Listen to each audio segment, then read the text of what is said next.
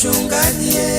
What is your take on the high figures being given to churches and offering? Hiyo ni swali mzuri muuliza.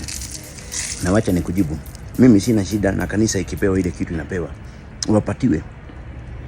Na hata wale watu wanalalamika ni sababu hawajafikiwa. Unaelewa? Wakati hizi tutafikiwa tutanyamaza, lakini sasa sababu tumeona inatoka, hakuna haja tunyamaze. Ni tunafaa tushirikiane pamoja kama kanisa zote. Tunasema wakitoa 20 pale, hiyo 20 igawanyishwe kanisa yote. Ndio hata sisi wa huko chini afadhali tufikiwe na 1500, lakini tujue tulikula kwa ile 20. Sababu hata nyinyi mnapewa 20, ni nini mnafanya? Simuko na mabati. Kanisa iko na speaker, mchungaji anasikika. Viti si watu wanakaa mahali. Ni nini hiyo mnataka kutengeneza?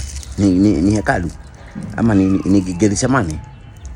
Ni Golgotha mnataka kutengeneza?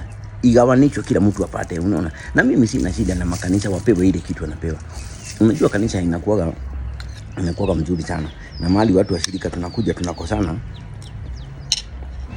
na wachungaji, mahali uchungu wetu inakuja kama washirika. Ni mnaanza na mchungaji mzuri.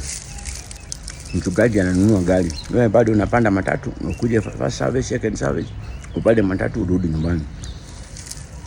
Kidogo mchungaji anataka ananunua nyumba. Wewe bado unafanya mambo ya lento. Na unaona hiyo si mbaya, hiyo ni nzuri sababu unajua pia wana serve Almighty God.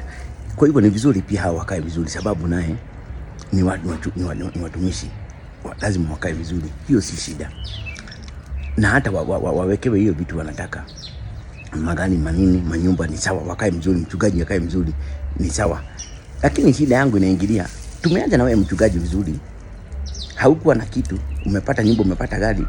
Bado tukiwa na wewe pale, umetengeneza mpaka shule.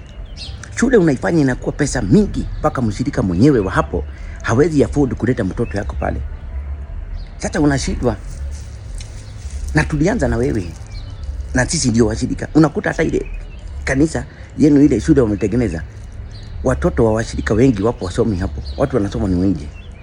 Sababu imekuwa pesa mingi.